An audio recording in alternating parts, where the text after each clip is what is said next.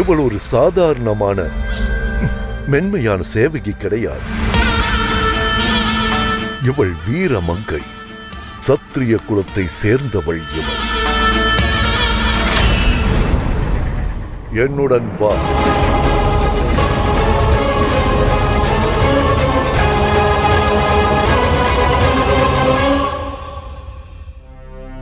மகாராஜா, லாக்கானாபித் வந்து விட்டான்.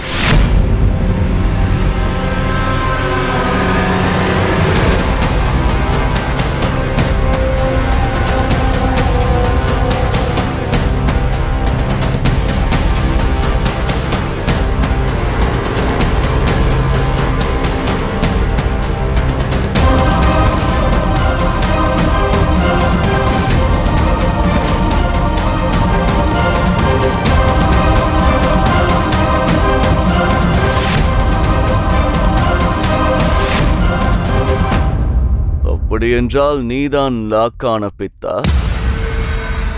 உன்னால் தான் என்னுடைய மிகச்சிறந்த மாவீரர்கள் இருவரை இழந்து விட்டேன்.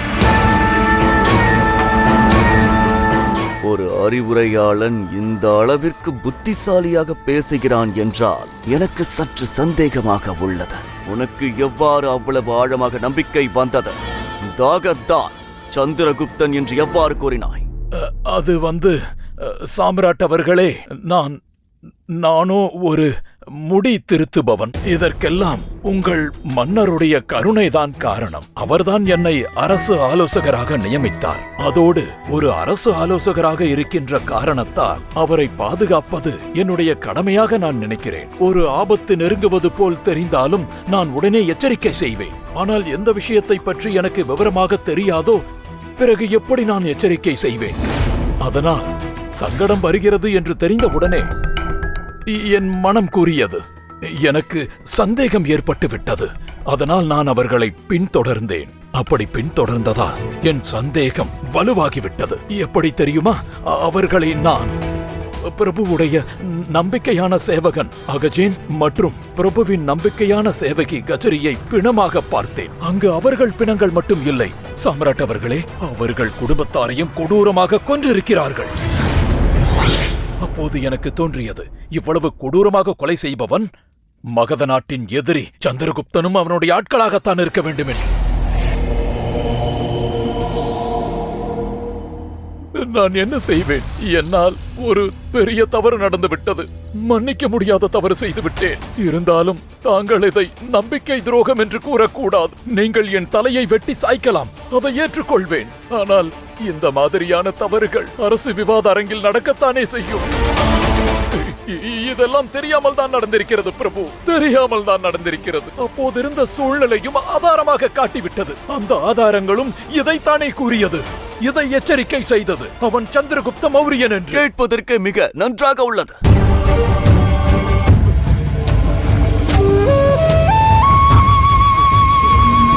ஒரு முடி திருத்துபவன் எவ்வளவு அற்புதமாக பேசுகின்றானே! சிறிதளவு விசித்திரமாக உள்ளது.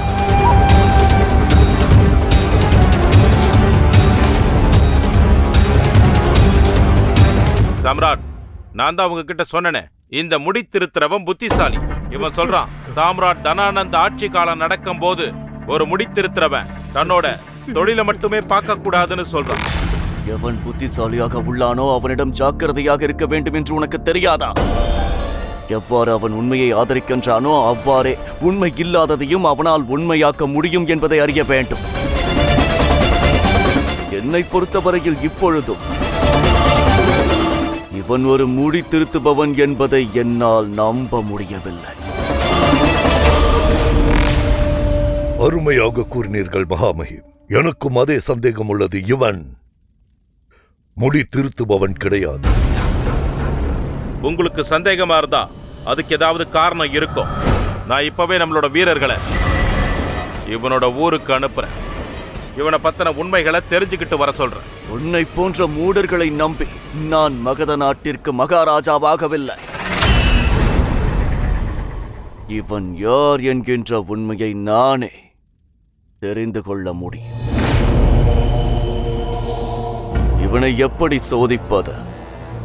முடி திருத்துவது அது ஒரு அருமையான கலை. அதை சாதாரணமாக எவரும் கற்றுக்கொள்ள முடியாது. முடி திருத்துபவர்களுக்கு இயற்கையிலேயே கடவுள் கொடுத்த திறமை இது. அற்புதமான கலை. இவன் முடி திருத்துபவனா இல்லையா என்பதை நான் கண்டுபிடிக்கின்றேன். முடி திருத்துபவனுக்கு இவ்வளவு அறிவு என்பது சந்தேகத்தை எழுப்புகிறது. ஒருவேளை இவன் பொய்யானவனாக இருந்தால் இவன் கூறிய அனைத்து விஷயங்களும் பொய்யாகத்தான் இருக்க வேண்டும். அப்படி இருந்தால் இவன் முடி திருத்துபவன் அல்ல. அதனால் இந்த சபையில் இவன் என்னவெல்லாம் கூறினானோ அவையெல்லாம் பொய் என்றுதான் நாம் எடுத்துக்கொள்ள வேண்டும். அருகில் வா லாக்கா நாபெத். உனது உபகரணங்களை கொண்டு வா. நானும் இப்பொழுது காண்கிறேன் உன் முடி திருத்தும் கலையில் நீ சிறந்தவனா இல்லையா என்பதை காண்கிறேன்.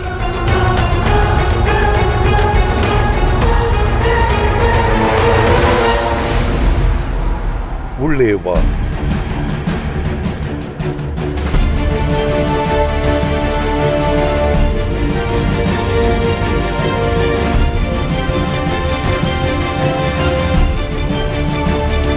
நீங்கள் என்னிடம் என்ன கூற வேண்டுமோ அதை இப்பொழுதே இங்கேயே கூறினால் நல்லது.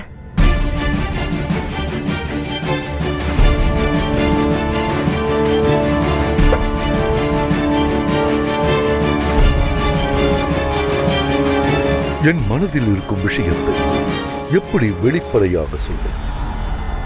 அவ்வாறு நான் கூறும்போது யாராவது அதை கேட்டுவிட்டால் ராணியின் மனது மிகவும் கஷ்டப்பட்டு போய்விடும் இல்லையா?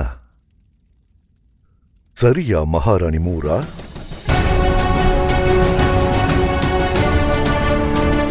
மூராவா? எனது பெயர் துர்கேஸ்வரி. தவறான பெயரை வைத்து என்னை அழைத்தீர்களே, அந்த விளையாட்டு முடிந்ததெனில் நான் இங்கிருந்து செல்கிறேன். நான் சென்று தேவிக்கு உதவி செய்ய வேண்டும். விளையாட்டு அது இப்பொழுதுதான் ஆரம்பமாக போகிறது. உன்னுடைய இந்த அற்புதமான நடிப்பு என் முன்னே செல்லுபடியாகாது. ஏனென்றால் எனக்கு எல்லா உண்மைகளும் தெரியும்.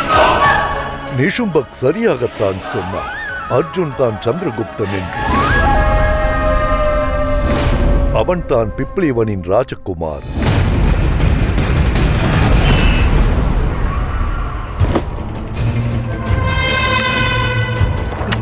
சந்திரா, உனக்கு தெரியும் அல்லவா, நீ அதை இங்கேதான் வைத்தாயா? ஆம் இந்திரா.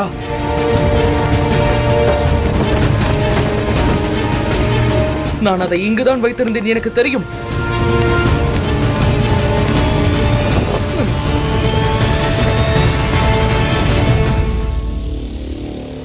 அந்த ஜெகஜ்ஜாலா தெளிவாகத்தான் கூறியிருந்தார். ராஜ குடும்பத்தினருக்கு மட்டும்தான் இந்த அறையினுள் வருவதற்கு அனுமதி கிடைக்குமா? அப்போது அம்மாவின் வளையல் எங்கே இருக்கிறது?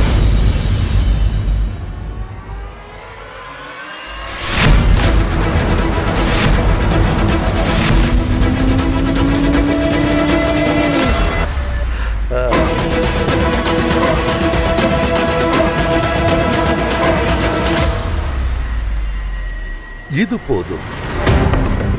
உன்னுடைய அழகிய முகத்தில் ஒரு மாற்றம் தெரிந்ததே, எனக்கு அது போதும். இதுவே உண்மையை விளக்கிற்று. அதாவது நீதான் மகாராணி மூராயும். அத்துடன் இந்த வளையல் இது உனக்கு சொந்தமா?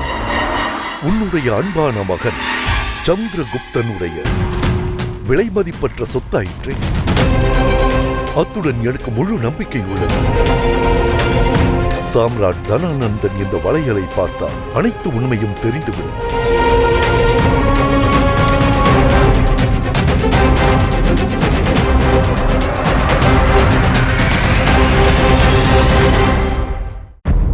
சரி, இந்த உண்மையை நான் சாம்ராட் தனானந்திடம் சொல்லாமல் விட்டுவிட்டால், அதாவது நீதான் மகாராணி மூரா, பிறகு அர்ஜுன் தான் உன்னுடைய மகன் சந்திரகுப்தன். பிறகு ஸ்தூல்பத்ர மௌன பாபா, பிறகு அஸ்வசேன், இந்திரஜலே, பிறகு லாக்கா நாபே, அவன் சாதுரிய பிராமண சாணக்கியன். இந்த விஷயங்களை நான் சாம்ராட்டிடம் சொல்லாமல் விட்டால் அது ராஜதுரோகம் ஆகிவிடுமே. நான் ராஜதுரோகம் செய்துவிட்டேன் என்றால் இந்த மகாராணி தன்னுடைய மகனை காப்பாற்ற வேண்டும் என்பதற்காக எனக்கு என்ன பரிசாக கொடுப்பார்கள்? எனக்கு நீ என்ன பரிசு தருவாய்? ஒரு உண்மையை சொல்லவா? எப்பொழுது உன்னை பார்த்தேனோ அன்று முதல் எனக்குள் ஒரு வித்தியாசமான உணர்வை அனுபவித்தேன். அதற்கு என்ன காரணம்?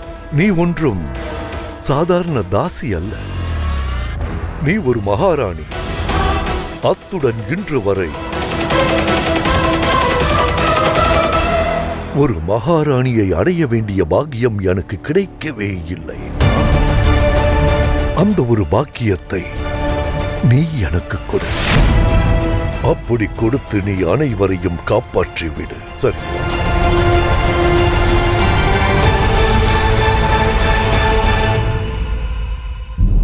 லாக்காவுக்கு முடி திருத்துற வேலையை கொடுத்து நீங்க எதையோ நிரூபிக்க பாக்குறீங்கன்னு தெரியுது. சரியாக கூறினாய் ஜகத்ஜாலா. நீயே ஒரு முடி திருத்துபவன். இந்த வேலை எவ்வளவு சிறந்தது என்று நீயும் நன்றாக அறிவாய். இது ஒரு சிறந்த கலை மற்றும் இது ஒரு சாதனை. முடி திருத்துபவன் அவனது வேலையை செய்யும் பொழுது அவனுடைய கவனத்தை சிதற விடாமல் கவனமாக இருக்க வேண்டும். ஒருவேளை அவன் மனம் சஞ்சலப்பட்டால் அப்பொழுது அவன் கைகள் சரியாக வேலை செய்யாது காயம் ஏற்படும். அதனால்தான் அவனை இந்த வேலையை செய்ய கூறியுள்ளேன். இன்று அவனிடம் நிறைய கேள்விகள் கேட்பேன். அவன் வேலை செய்து கொண்டே அதற்கான பதிலை கூற வேண்டும். அவன் உண்மையை மட்டும் கூறினான். அவன் கைகளில் எந்தவித பதட்டமும் தெரியாது. ஒருவேளை அவன் போய் கூறுகிறான் அப்படி என்றால் அவனுடைய மனம் வேலையை கச்சிதமாக செய்ய விடாது. ஒன்று அவனுடைய கைகளானது நடுங்க ஆரம்பிக்கும், இல்லை என்றால் நின்றுவிடும். இதுவே அவனது குற்றத்திற்கான ஆதாரங்கள் ஆகும். அதன் பிறகு என் நாட்களை கொண்டு அவன் கூறிய பொய்களை மட்டும் அழிக்காமல் அவனையும் நிரந்தரமாக அழித்து விடுவேன். நான் தயாராக இருக்கிறேன் சாம்ராட்.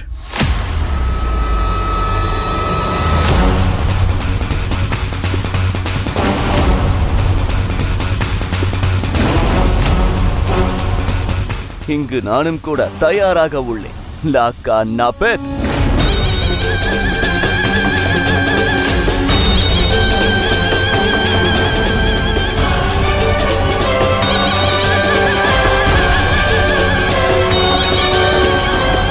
நிறுத்து. நீ எதற்காக அந்த கத்தியை பயன்படுத்துகிறாய்? ஏன் இப்படி பேசுகிறீர்கள்? எப்போதுதான் கடவுள் எனக்கு அருள் புரிந்திருக்கிறார். அதனால்தான் மகா சாம்ராட்டிற்கு சேவை செய்யும் சந்தர்ப்பத்தை கொடுத்திருக்கிறார். நான் இதை வீண் போக விட மாட்டேன். நான் கேள்விப்பட்டேன், அதாவது சாம்ராட்டும் தன்னுடைய ரோமத்தை சரி செய்வதற்கு இதைத்தான் பயன்படுத்துகிறாராம். சாதுரியமாக நடந்து கொள்ள சிறிதளவும் முயற்சி பண்ணாதே லாக்கா நாபேத். இன்று நான் உன்னிடம் சில கேள்விகள் கேட்பேன். அதுவே நீ முடி திருத்துபவனா இல்லையா என்று எனக்கு காட்டிவிடும். நீ கூறும் பதில்களில் ஒன்று எனக்கு சரியில்லை என்று தெரிந்தால் இதுவே உன்னுடைய இறுதி நாளாக இருக்கும்.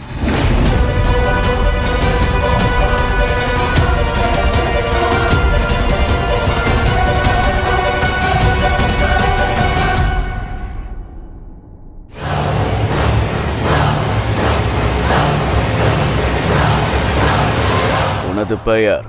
லாக்கா நாபேத். என்ன நாபேத்? பனானி நாபேத். முழு பெயர்? பேரி. குலம்? பேரவி. குலதெய்வம்? கால் பைரவி. குலச்சின்னம்? இதோ இந்த முடி. இதுதான் எங்கள் குலத்தின் சின்னம்.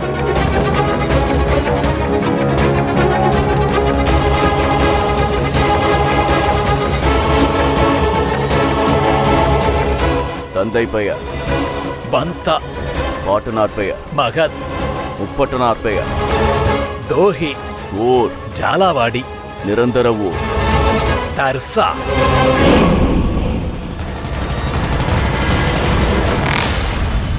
இங்குதான் நீ பிடிபட்டு விட்டாய்.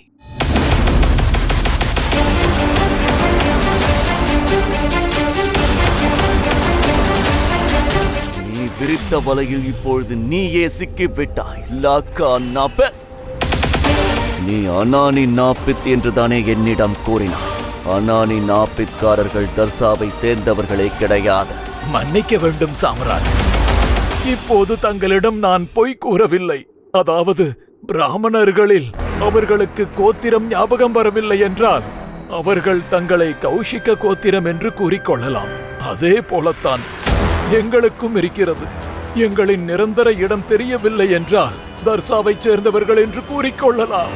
ஏனென்றால் இந்த முடித்திருத்தும் சமுதாயத்தைச் சேர்ந்த தங்களுடைய தந்தை சொர்க்கவாசி ஸ்ரீ பத்மானந்தம் அந்த ஊரைச் சேர்ந்தவர்தான்.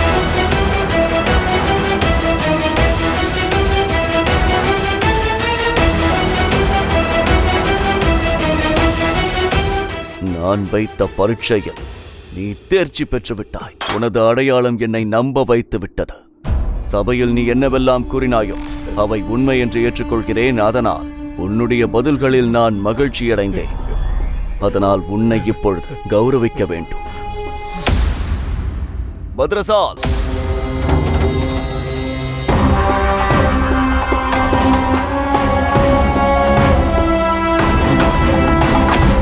என்று தங்களுக்கு சேவை செய்ததில் எனக்கு நிறைய புண்ணியம் கிடைத்து விட்டது. அப்படியே தாங்கள் இந்த சிறுவனுக்கு, அதாவது இந்த ஏழையை கௌரவிக்க விரும்பினால் எனக்கு ஒரே ஒரு ஆசைதான். அதாவது தாங்கள் தங்களுடைய கையால் கொடுக்க வேண்டியதை எனக்கு கொடுக்க வேண்டும். உங்கள் கையால் பரிசு வாங்கினால் அது அந்த கடவுளிடமிருந்து பெற்றதற்கு சமம். என்னது கடவுளா? நீ உண்மையானவன்தான். சரியான சமயத்தில் சரியான விஷயங்களை பேசுகிறாய். வாங்கிக்கொள்.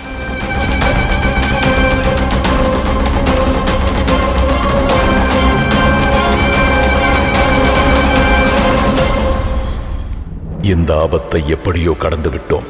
ஆனால் தனானந்தன் இங்கு இருக்கும் வரை நம்மில் எவருக்கும் பாதுகாப்பு கிடையாது.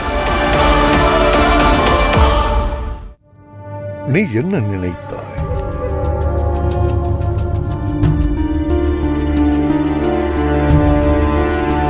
உன் பிரச்சனைகள் எல்லாம் தீர்ந்து விட்டது என்று நினைத்தேன்.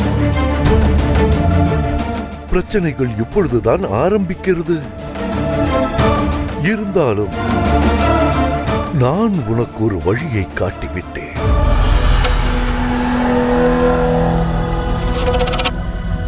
உனக்கு ஒரு விஷயம் தெரிந்திருக்க வேண்டும் துர்கம். எனக்கு ஒரு ஆபத்து என்றால் என்னுடைய புத்திரனோ இல்லை என்னோடு இருக்கும் யாரேனும் ஒருவரோ எனக்காக வந்து நிற்பார்கள். பாதுகாப்பாக இருக்கிறேனா என்று தெரிந்து கொள்வார்கள். நீ என்னை இங்கு அழைத்து வந்த விஷயம் சந்திரகுப்தனுக்கு தெரிந்துவிட்டால் பிறகு உன் நிலைமையை பற்றியோ, யாரை தனானந்தாலேயே அழிக்க முடியவில்லையோ அவனை உன்னால் மட்டும் என்ன செய்ய முடியும்? யார் வருவார்கள்? எதற்காக வருவார்கள்? சரி, எங்கிருந்து வருவார்கள்?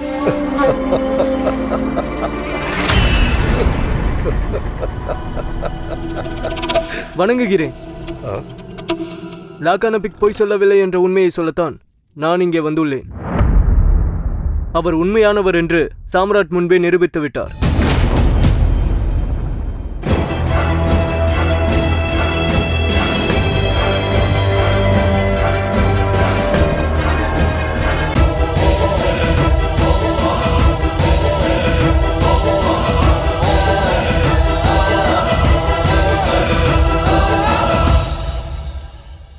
இப்பொழுது என்ன தோன்றுகிறது?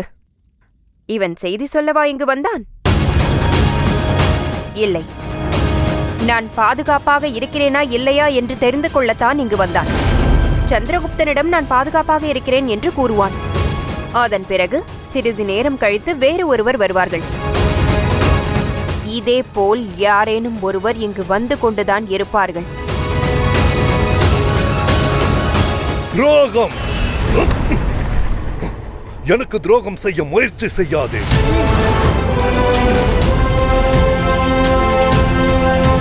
நீ என்னிடம் கேட்பது ஒரு கேவலமான செயல். ஆனால் என் மகனின் உயிருக்காக, அத்துடன் அவனை சார்ந்தவர்களுடைய உயிருக்காகவும்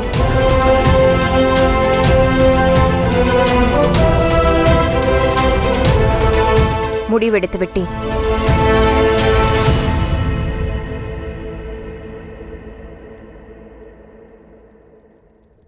நீ கூறுவதற்கு நான் கட்டுப்படுகிறேன்.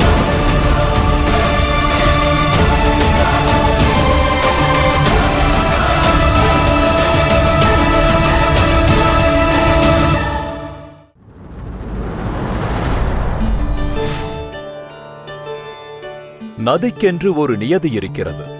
தன்னுடைய இந்த நிலைப்பாட்டை நிலைநிறுத்திக் கொள்ள கடலில் கலந்து விடுகிறது. நதி ஓடும் திசையில் தடங்கல்கள் வந்தால் அது நின்று விடாது. எப்படிப்பட்ட தடங்கல்களையும் தகர்த்துவிட்டு தொடர்ந்து முன்னேறிக் கொண்டே இருக்கும். பிறகு இறுதியாக கடலில் போய் கலந்து தன் நியதியை பூர்த்தி செய்து கொள்ளும். இதே போல்தான் உங்களுடைய வாழ்க்கையிலும் நீங்கள் லட்சியத்தை அடைய வேண்டுமென்றால் அதை வெறும் லட்சியமாக பார்க்காமல் நியதியாக ஏற்று நிற்காமல் முன்னேறி செல்ல வேண்டும். அப்போதுதான் உங்களுடைய லட்சியத்தை அடைய உங்களால் தீர்க்கமாக செயல்பட முடியும். இந்த நதியும் அவ்வாறு செய்துதான் கடலில் கலக்கிறது. தனக்கு வரும் அத்தனை தடங்கல்களையும் தகர்த்துவிட்டு அது முன்னேறிச் செல்கிறது. தன் லட்சியத்தை அடைந்து நியதியை பூர்த்தி செய்கிறது. நீதி என்னுடையது, நியதி உங்களுடையது. தாயின் சங்கடத்திற்கான காரணங்களையும் அவையெல்லாம் யார் செய்து கொண்டிருக்கிறார் என்பதையும் நான் தெரிந்து கொண்டேன். என் தாயின் அவமானத்திற்கு பழி தீர்ப்பதற்காக அவர்களின் புதல்வன் நான் ஒருவனே போதுமானவன்தான்.